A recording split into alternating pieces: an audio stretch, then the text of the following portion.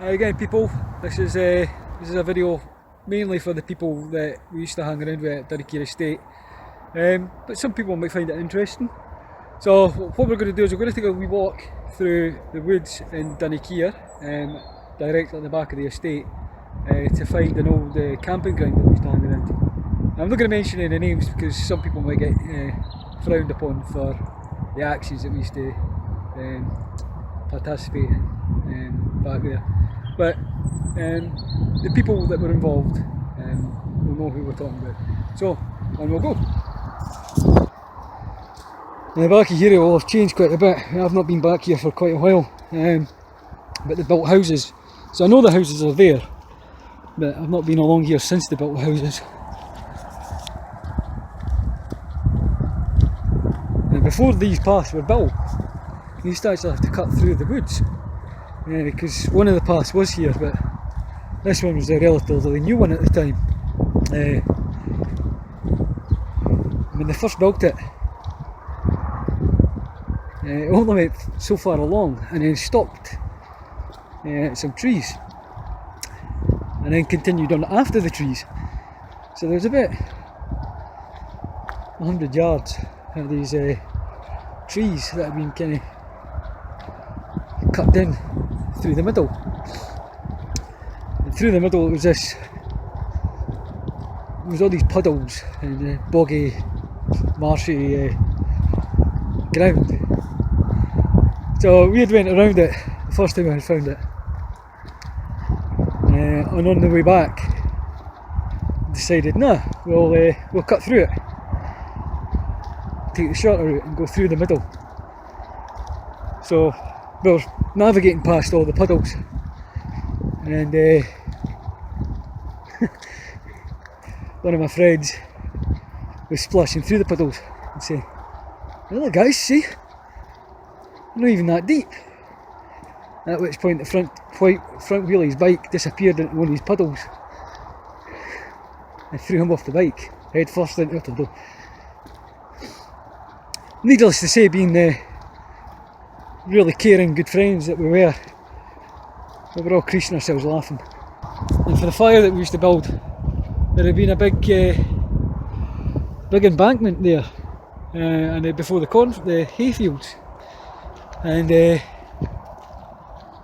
on the embankment the council or whoever it was that owned the land had put tree saplings in these plastic tubes to hold them upright. We discovered that these plastic tubes were excellent kindling. Right, so we're getting to the kind of the windy bit. These are the trees that I was on about. So this is where the path kind of stopped here, and then this was a later part. So the path was wider down there, and then it got to this kind of narrower pathway that cut through the trees. But we were in among the trees, so it wasn't directly into it. It was through the trees a wee bit. I have to judge the distance right. And I reckon it'll probably be around about here that we used to go in. We used to we knew where we were roughly because there was a fallen tree, which I think I see, that we used to have to climb over. Don't know how I knew that. There's a fallen tree there. So we'll head through here. Oh, try not to get hit by the branches. Because it was far enough into the woods that anybody walking past at night wouldn't really see it. They would probably have seen it. I went too deep because what I found is the old boggy river that was here. And what we used to do at the end of the night was we'd have a bucket, we would fill the bucket up with some water from this and then put the fire out. And we always had the bucket on standby. And it was halfway between the river and the path.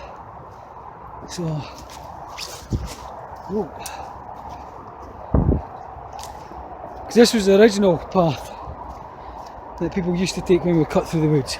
We used to come through this way, which was obviously terrifying when it was at night, because the slightest wee noise in the bushes and that, you used to think, oh crap, somebody's following me. But there never was,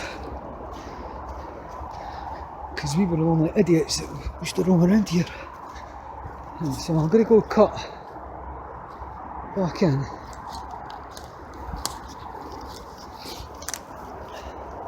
Oh, there's a tent. That's strange. Wasn't this that left that anyway? I'm not going anywhere near that tent. No way.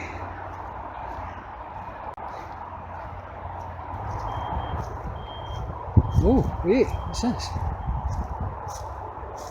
It's a chair. Oh. One thing anyway. It's good to see that somebody's still having campfires. Albeit right behind people's houses. Right, let's try and cut back through this way. See if I come across it. And because it's autumn, it'll be even more difficult to find any of the remains that were here. One of the other things we used to find in the woods when we'd be out building gang huts. You'd find shotgun cartridges.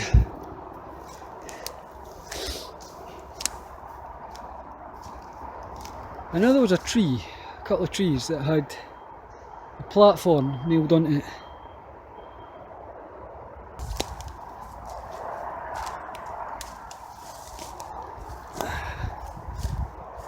Hey, mushrooms.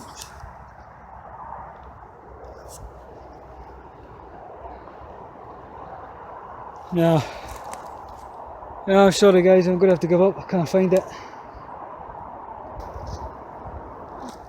See, one of my friends said that he had come up here one time and had stumbled across the slabs that we had laid down. Knowing him, the nostalgic old bugger that he is, he's maybe taking them back to his own house.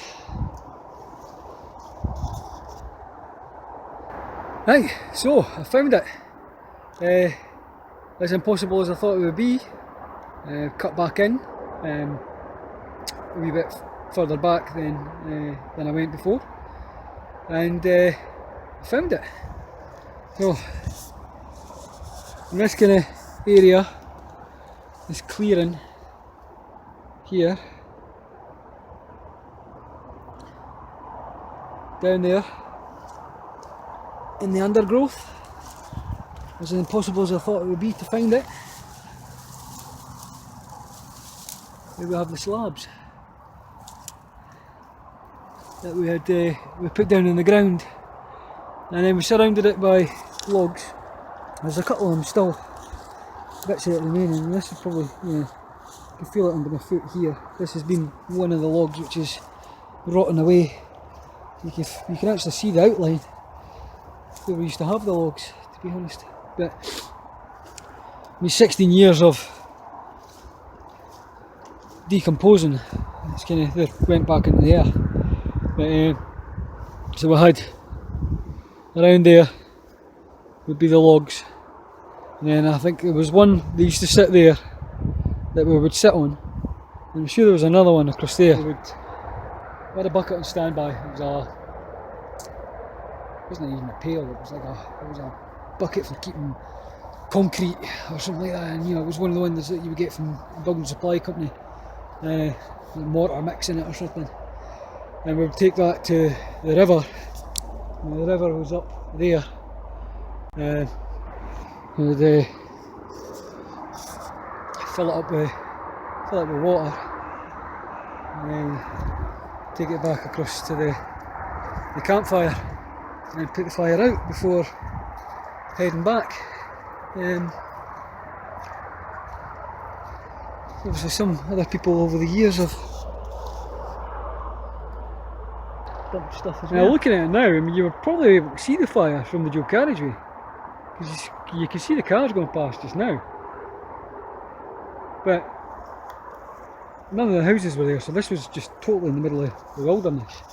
There was nothing here, just apart from moss. And we were probably breaking the law, but we were responsible enough that we knew fire had to be put out if it got out of control. We were drinking underage, which is not advisable, kids. Don't condone it. We've done a lot of silly things as a teenager, but we never did it anywhere public. We never did it back at shops or anything like that. So that's my way of sleeping at night, I suppose. So that's it. Now we're back onto the path again, and going to head back to the car. So I hope you've enjoyed the video. I know a couple of people that will enjoy my wee trip down memory lane. Be sure to like and subscribe. Catch you later.